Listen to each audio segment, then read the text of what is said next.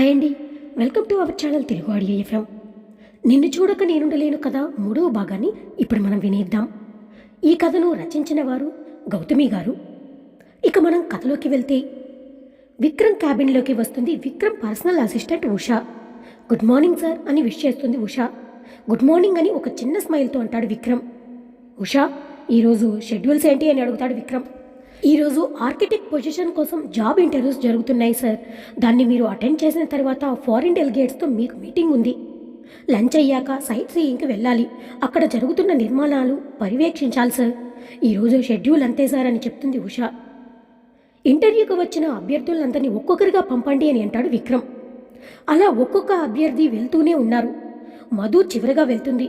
మధు రాగానే విక్రమ్ కనురెప్ప కూడా వేయకుండా తననే చూస్తూ ఉంటాడు. గుడ్ మార్నింగ్ సార్ అని చెప్పి విష్ చేస్తుంది మధు. ఆ మాటలు విని తేరుకుని ఈ లోకంలోకి వస్తాడు విక్రమ్. హలో, గుడ్ మార్నింగ్, కూర్చోండి అని అంటాడు. థ్యాంక్ యూ సార్ అని చెప్పి కూర్చుంటుంది మధు. విక్రమ్కి తన స్టడీ సర్టిఫికేట్స్ ఇస్తుంది.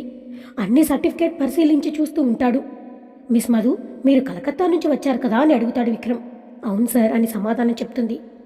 మీరు బెంగాలీ కదా, తెలుగు బాగానే మాట్లాడుతున్నారే అని అంటాడు విక్రమ్. మా అమ్మ మాతృభాష తెలుగు సార్. అమ్మా నాన్నది లవ్ మ్యారేజ్. మా నాన్నగారి ఊరు కలకత్తా కాబట్టి మేమంతా అక్కడే సెటిల్ అయ్యాం సార్ అని అంటుంది మధు. మా అమ్మమ్మ వాళ్ళు ఉండేది ఆంధ్రప్రదేశ్లో గుంటూరు సార్. అందుకే నాకు తెలుగు బాగా వచ్చు. చిన్నప్పటి నుంచి అమ్మమ్మ తాతయ్య నేర్పడం వలన తెలుగు బాగానే నేర్చుకున్నాను సార్ అని అంటుంది మధు. ఇక ఇంటర్వ్యూకు సంబంధించిన ప్రశ్నలన్నీ విక్రమ్ అడుగుతాడు.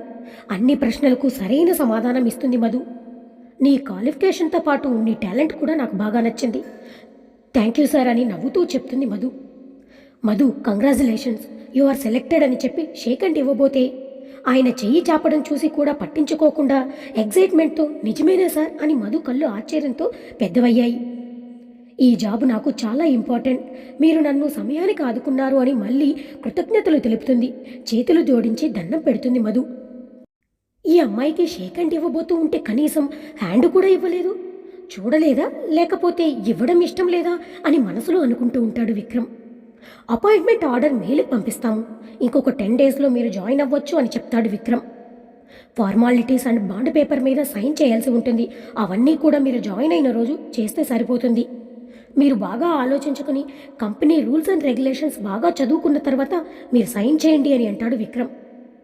మీరు 10 రోజుల్లో జాయిన్ అవ్వాలి అని చెప్పాడు.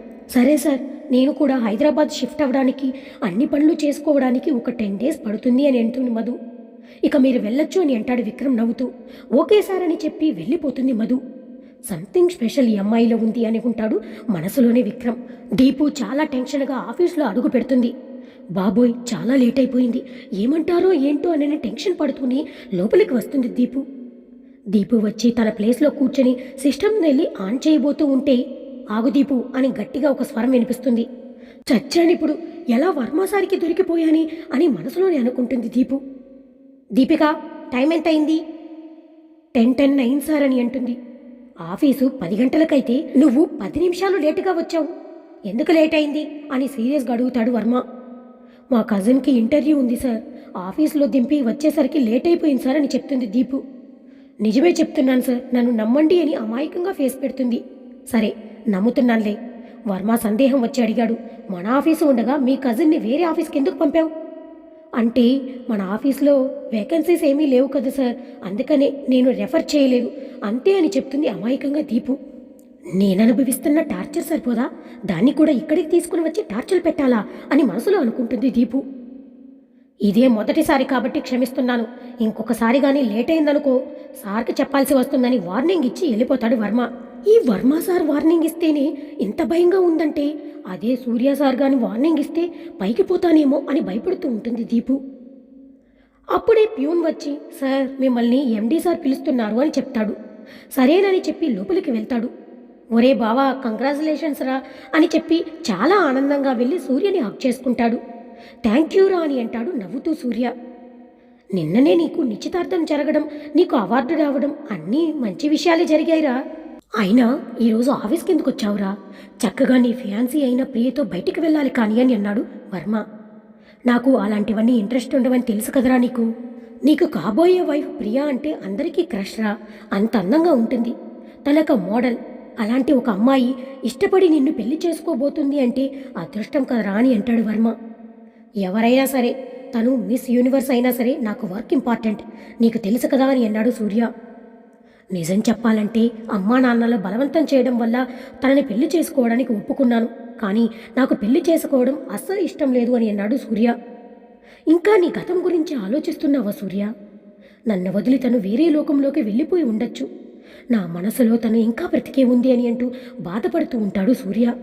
చైత్రని నువ్వింకా మర్చిపోలేదా? తను చనిపోయి 2 సంవత్సరాలైందిరా అని అన్నాడు వర్మ. మర్చిపోవడానికి తను నా జ్ఞాపకం కాదురా, నా జీవితం అని బాధపడుతూ ఉంటాడు సూర్య. చైత్రతో గడిపిన క్షణాలన్నీ గుర్తు చేసుకుంటూ ఉంటాడు సూర్య. ఫోన్లో ఉన్న చైత్ర ఫోటోను చూసుకుంటూ ఉంటాడు. జీవితంలో ముందుకు కదలాలిరా, అక్కడే ఆగిపోతే ఎలా అని అంటాడు వర్మ. ప్రియా నీ పైన చూపిస్తున్న ప్రేమతో నీ మనసు తప్పకుండా మారుతుంది, నాకు ఆ నమ్మకం ఉందిరా అని అంటాడు వర్మ. కాలమే దానికి సమాధానం చెబుతుందిలేరా అని అంటాడు సూర్య అంతలో. ఏమీ ఆలోచించకుండా చక్కగా ప్రియాని పెళ్లి చేసుకుని హ్యాపీగా ఉండు. నీ గతం తెలిసినా సరే తను అర్థం చేసుకుని నిన్ను పెళ్లి చేసుకుందామనుకుంటుంది ప్రియా. అలాంటి మంచి అమ్మాయిని బాధ పెట్టొద్దురా, ప్రియతో కొంచెం సమయం గడుపు సరేనా అని అంటాడు వర్మ. ఓకే వర్మ, ఇందాక అమ్మాయిలందరూ నీ గురించి మాట్లాడుకుంటున్నారా అని అంటాడు. నువ్వు నవ్వితే చూడాలని ఆశపడుతున్నారట, నువ్వెప్పుడు నవ్వాలి అని అంటాడు వర్మ. ఎంత సరదాగా ఉండేవాడివిరా నువ్వు, అలాంటిది నువ్వు సడన్గా 2 ఇయర్స్ నుంచి చాలా సీరియస్గా మారిపోయావు. నువ్వు నవ్వితే అందంగా ఉంటావురా, నీ స్మైల్కి అందరూ పడిపోతారు తెలుసా. ఒరే ఆపుతావా, ఇంకా నన్ను పొగిడింది చాలే, వెళ్దామా మీటింగ్కి అని చెప్పి ఇద్దరు మీటింగ్ హాల్లోకి వెళ్ళిపోతారు. ఇక దీపుకి కాల్ చేసింది మధు. దీపు ఫోన్ లిఫ్ట్ చేసి స్లోగా మాట్లాడుతుంది. ఏమైంది మధు, ఏమన్నారు, జాబ్ వచ్చిందా లేదా అని టెన్షన్గా అడుగుతుంది. జాబ్ వచ్చింది దీపు అని సంతోషంగా చెప్తుంది మధు. కంగ్రాచ్యులేషన్స్ అని చెప్తుంది దీపు. సరే అయితే నువ్వు సాయిరామ్ అంకుల్ దగ్గరికి వెళ్ళి డాక్యుమెంట్స్ చూపించేసి ఇంటికి వెళ్ళిపో అని అంటుంది దీపు. నాకు భయంగా ఉంది దీపు, నువ్వు రావచ్చు కదా అని ఏడుపు మొహం పెట్టుకుంటుంది మధు. ఓసే నేను ఆఫీస్లో ఉన్నాను, రావడం కుదరదు, ఆఫ్టర్నూన్ లీవ్ పెట్టి వస్తాను సరేనా అని అంది దీపు. ఇప్పుడు ఎక్కడున్నావని అడుగుతుంది దీపు. విక్రమ్ కంపెనీలోనే ఉన్నాను. సరే ఒక పని చెయ్యి, నేను నీకు లొకేషన్ షేర్ చేస్తాను, ఇక్కడికి క్యాబ్ బుక్ చేసుకుని నా దగ్గరికి వచ్చేసి ఇద్దరం కలిసి ఆఫ్టర్నూన్ అంకుల్ దగ్గరికి వెళ్ళి అలా ఇంటికి వెళ్ళిపోదామని అంది దీపు. అంటే ఇప్పుడు నేను మీ ఆఫీస్కి రావాలా? అవును రావాలి. తప్పదా అని దిగులుగా అంటుంది మధు. సూర్య గారు మా బాసు, నీ బాస్ కాదు కదా, ఆయనకెందుకు అంత భయపడుతున్నావు? నువ్వు వచ్చి క్యాంటీన్లో కూర్చో, నేను అక్కడికి వస్తాను సరేనా అని అంది. సరే నేను మీ ఆఫీస్ క్యాంటీన్లో కూర్చొని ఉంటాను, నువ్వు వచ్చేసే అని అంటుంది మధు. మీటింగ్ అయిపోయిన తర్వాత సూర్య అంటాడు వర్మతో, కొంచెం హెడ్డెక్గా ఉందిరా, కాఫీ తాగడానికి వెళ్దామా క్యాంటీన్కి అని అన్నాడు సూర్య. ప్యూన్కి చెబితే తనే తీసుకుని వస్తాడు కదా అని అంటాడు వర్మ. క్యాంటీన్ వ్యూ బాగుంటుంది కదరా, చక్కగా ఉంటుంది, అక్కడ కూర్చుంటే ప్రశాంతంగా అనిపిస్తుంది, ఆ గాలి ఆ వెలుతురు, అందుకని వెళ్దాం పదరా ప్లీజ్ అని అంటాడు సూర్య. కొద్దిసేపటి తర్వాత వర్తన్ గ్రూప్ ఆఫ్ కంపెనీస్ దగ్గర దిగుతుంది మధు. దీపుకు కాల్ చేస్తుంది. దీపు లిఫ్ట్ చేసి, దీపు నేను మీ ఆఫీస్కి వచ్చేసాను, ఎక్కడున్నావని అంది. చాలా ఇంపార్టెంట్ ప్రాజెక్ట్ పనిలో ఉన్నాని, సబ్మిట్ చేయాలి, నాకు ఒక 1 అవర్ పడుతుంది, నేను వచ్చేంతవరకు ఎక్కడికి వెళ్లకుండా క్యాంటీన్లోనే కూర్చో. సరే త్వరగా పూర్తి చేసుకుని వచ్చేవి, నేను వెయిట్ చేస్తూ ఉంటానని చెప్పి ఫోన్ పెట్టేస్తుంది మధు. క్యాంటీన్కి వెళ్ళి కూర్చుని ఉంటుంది మధు. వర్మ అలాగే సూర్య క్యాంటీన్కి వస్తారు. అక్కడ కూర్చున్న వాళ్ళందరూ భయంతో బాబోయ్ సూర్య సార్ అని చెప్పేసి అందరూ కిందకి వెళ్ళిపోతారు. ఎందుకు అందరూ భయంగా పరిగెత్తుకుంటూ వెళ్తున్నారు అని మనసులోనే అనుకుంటూ ఉంటుంది మధు. మధురు ఎదురుగా కూర్చున్న అమ్మాయి కూడా సూర్య సారుని చూసి సార్ వచ్చారా అని చెప్పి తను కూడా భయపడి వెళ్ళిపోతూ ఉంటే, ఎందుకు మీరు భయపడి వెళ్ళిపోతున్నారని అడుగుతుంది భయంగా మధు. మా ఎండీ సార్ సూర్య గారు ఉన్నారు ఇక్కడే అని చెప్తుంది. అలా చెప్పి అక్కడి నుండి వెళ్ళిపోతుంది తను. ఆ మాట వినగానే మధు ఒక్కసారిగా షాక్ అయ్యి, దీపు నేనేమో మీ సార్ దగ్గర ఇరుక్కుపోయానే, ఎప్పుడొస్తావే, నాకేమో భయంగా ఉంది, ఇక్కడి నుంచి వెళ్ళాలన్నా కూడా భయంగా ఉంది అని అనుకుంటుంది మధు. సూర్య నిన్ను చూసి అందరూ భయపడి పారిపోతున్నారా కిందకి అని అంటాడు వర్మ. వాళ్ళు మరీ ఓవర్ చేస్తున్నారా, నేను మరీ అంత స్ట్రిక్టా అని అంటాడు. నువ్వు మామూలు స్ట్రిక్ట్ కాదురా బాబు, నేను చూస్తే నాకే అప్పుడప్పుడు భయం వేస్తుందిరా, నీ పనిష్మెంట్ గురించి అందరికీ తెలుసు కదా, అందుకే భయం వేసి పారిపోతున్నారు. మరి తప్పు చేస్తూ ఉంటే ఊరుకుంటానా, అంతకు మించి ఓవర్ యాక్షన్ చేశారంటే చస్తారు నా చేతిలో అని కోపంగా అంటూ ఉంటాడు సూర్య. మధు వెనకాలే ఉంటాడు సూర్య. అలాగే వర్మ వాళ్ళు మాట్లాడుకునే మాటలన్నీ వింటూ ఉంటుంది మధు. వామ్మో ఈ సూర్య సారి ఏంటి ఇలా మాట్లాడుతున్నారు, తప్పు చేస్తే చంపేస్తారా ఏంటి అని భయంగా అక్కడే కూర్చుని ఉంటుంది కదలకుండా మధు. సూర్యని చూడాలంటే కూడా చాలా భయంగా ఉంటుంది మధుకి. ఇక కాఫీ ఆర్డర్ ఇవ్వడంతో కాఫీ తీసుకుని వస్తాడు బేరర్. అప్పుడే వర్మకి కాల్ వస్తుంది. సూర్య, నువ్వు కాఫీ తాగుతూ ఉండరా, క్లయింట్ వచ్చారట, ఒకసారి నేను కిందకి వెళ్ళి వస్తాను, స్టాఫ్కి వర్క్ అప్పగించి వస్తాను అని అన్నాడు. సరేరా, నువ్వు వెళ్ళు, నేను వెదర్ చూస్తూ కాఫీ తాగుతూ ఉంటానని అంటాడు సూర్య. ఎంజాయ్ యువర్ కాఫీ అని కిందకి వెళ్ళిపోతాడు వర్మ. ఇక్కడే ఉంటే టెన్షన్తో పోయేలా ఉన్నాను నేను, పైకి వెళ్ళిపోతే బెటర్ అని చెప్పి మేడ మీదకు వెళ్తుంది మధు. కాఫీ తాగుతూ పైకి వెళ్ళాడు సూర్య కూడా. మధు మేడపై నుండి అన్ని బిల్డింగ్లు చూస్తూ వెదర్ని ఎంజాయ్ చేస్తూ ఉంటుంది. మధు అటువైపు తిరిగి ఉండడంతో మధు వెనుక భాగం కనిపిస్తూ ఉంటుంది సూర్యకి. ఎవరి అమ్మాయి, ఎప్పుడు ఇక్కడ చూసినట్టుగా లేదే, అది కూడా చీర కట్టుకుని మేడ మీద ఏం చేస్తుంది? వెనుక నుంచి చూస్తే అందంగానే కనిపిస్తుంది. అమ్మో, నాకెందుకులే, నేనేంటి ఇలా అనుకుంటున్నాను అని అనుకుంటాడు సూర్య. ఎంత చూడకూడదనుకుంటున్నా కూడా సూర్యకి మధుని చూడాలనిపిస్తూ ఉంటుంది. ఎలా అయినా తనని చూడాలని సూర్య మనసు ఆరాటపడుతూ ఉంది. ఏమైంది సూర్య, నీకు అలా అయిపోతున్నావు అని అనుకుంటూ ఉంటాడు సూర్య మనసులో.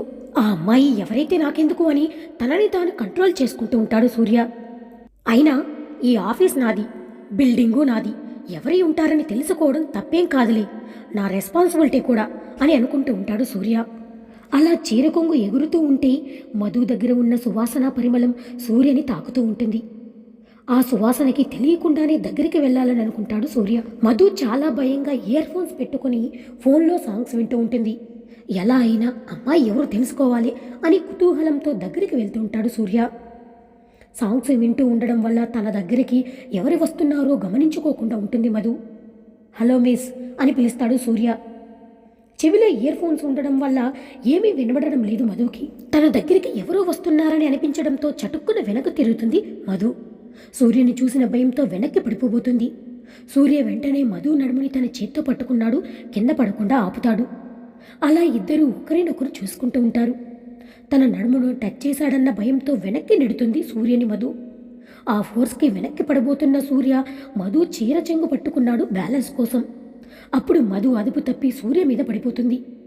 మధు పైకి లేచి కోపంగా సూర్యని చూస్తూ ఉంటుంది. సూర్య కూడా నెమ్మదిగా పైకి లెగుస్తాడు.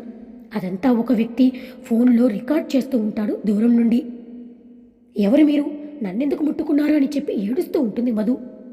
ఓయ్, ఎందుకు ఏడుస్తున్నావు అని గట్టిగా కసురుతాడు సూర్య. ఆ బేస్ వాయిస్ వినేసరికి ఇంకాస్త గట్టిగా ఏడుస్తుంది మధు. అలా ఏడ్చి ఏడ్చి స్పృహ తప్పి కళ్ళు తిరిగి పడిపోతుంది మధు. కళ్ళు తిరిగి పడుతున్న మధుని చేత్తో ఆపుతాడు.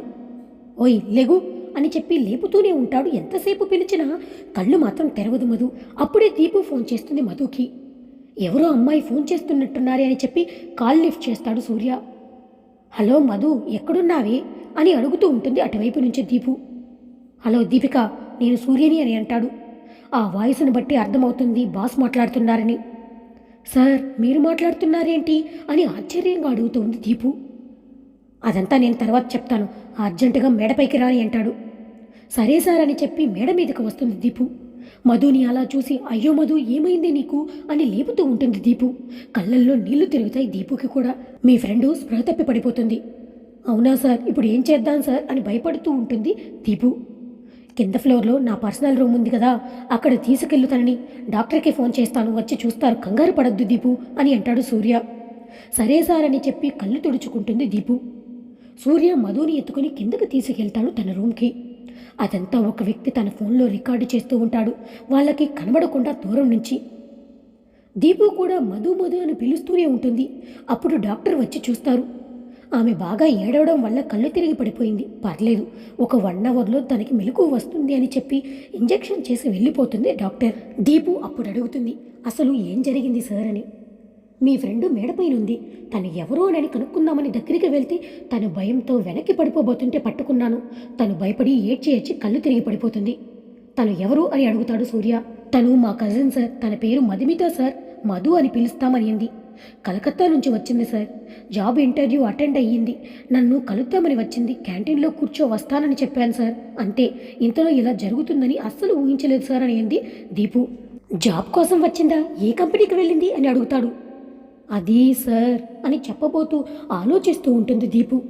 పర్లేదు చెప్పు, ఏ కంపెనీ అని గట్టిగా అడుగుతాడు సూర్య. కొంచెం తడబడుతూ చెప్తుంది దీపు దాంతో. విక్రమ్ కంపెనీకి వెళ్ళి సెలెక్ట్ కూడా అయ్యింది. ఆర్కిటెక్ట్ అని చెప్తుంది. అదేంటి, మన కంపెనీలో కూడా ఆర్కిటెక్ట్ పొజిషన్ ఖాళీగానే ఉంది కదా, ఇక్కడెందుకు రిఫర్ చేయలేదు అని అడుగుతాడు సూర్య కోపంగా చూస్తూ. భయం సార్, మీరంటే చాలా భయం. మీ గురించి తెలిసిన తర్వాత నుండి బాబోయ్ నేను అసలు జాయిన్ అవ్వను అని అంది. అందుకే మన ఆఫీస్లో వేకెన్సీ ఉన్నా చెప్పలేదు సార్. అంత భయపడడానికి నేనేమైనా రాక్షసుణ్ణా అని కోపంగా చూస్తాడు. నా గురించి ఏం చెప్పావేంటి, అంత భయపడుతుంది తను? సార్, దానికి చచ్చేంత భయం. మన ఆఫీస్లో కొంచెం స్ట్రిక్ట్ కదా సార్, అందుకని చెప్పి నేనే రెఫర్ చేయలేదు సార్ అని అంది. సారీ సార్ అని అంటూ ఉంటుంది దీపు. తనకి అపాయింట్మెంట్ ఆర్డర్ ఇచ్చేశారా అని అడుగుతాడు సూర్య. ఇంకా లేదు, జస్ట్ ఇంటర్వ్యూ మాత్రం అటెండ్ అయ్యింది సార్. ఇంకా ప్రొసీజర్ ఏమీ స్టార్ట్ చేయలేదు అని చెప్పింది సార్. 10 days తర్వాత జాయిన్ అవ్వమని చెప్పారట. అవునా, తన సర్టిఫికెట్లు ఎక్కడున్నాయని అడుగుతాడు. తన బ్యాగ్లో ఉన్న సర్టిఫికెట్స్ ఇస్తుంది దీపు. అన్నీ వెరిఫై చేస్తూ ఉంటాడు సూర్య. అని మాట్లాడుతూ ఉండగానే వాళ్ళు మెలకువ వస్తుంది మధుకి. మెలకువ వచ్చిన మధు చాలా భయంగా, కోపం వచ్చి సూర్య దగ్గరికి వచ్చి అసలు ఏం జరిగిందో కూడా మర్చిపోయి కేవలం సూర్య ముట్టుకున్నది మాత్రమే గుర్తొస్తుంది తనకి. నన్నెందుకు ముట్టుకున్నావని గట్టిగా నిలదీస్తూ ఉంటుంది. కొంచెం మత్తులోనే, ఏం చేస్తుందో కూడా స్పృహ లేకుండా కళ్ళు తుడుచుకుంటూ మత్తులో తిడుతూ ఉంటుంది మధు. అది చూసిన దీపు స్టన్ అయిపోయి, మధు ఏం చేస్తున్నావి అని గట్టిగా అరుస్తుంది. హే, నీకేమైనా పిచ్చా అని గట్టిగా అరుస్తాడు సూర్య. వెంటనే భయమేసి మధు దీపు వెనక్కి వెళ్ళి దాక్కుంటుంది. కొంచెం నీరసంగా అనిపించడంతో వెళ్ళి బెడ్ మీద పడుకోబెడుతుంది మధు. మధు చేసే పనులు చూస్తూ ఉంటే దీపికకి పిచ్చెక్కిపోతూ ఉంది. మీ ఫ్రెండ్కి పిచ్చుందా? ఆమె పడిపోతున్నప్పుడు కాపాడినందుకు నన్ను తిడుతుందేంటి అని కోపంగా అంటూ ఉంటాడు సూర్య. సార్, దానికి కొంచెం భయం ఎక్కువ, అందుకే భయపడి మిమ్మల్ని అలా నిలదీసింది. ఏమీ అనుకోకండి, సర్ది చెప్తాను. ఇంజెక్షన్ చేశారు కదా సార్, మత్తులో ఉండి ఉంటుంది. ప్లీజ్ క్షమించండి సార్ అని అంటూ దీపు బ్రతిమలాడుతూ ఉంటుంది సూర్యని. తర్వాత ఏం జరుగుతుందో మనం నెక్స్ట్ పార్ట్లో తెలుసుకుందాం.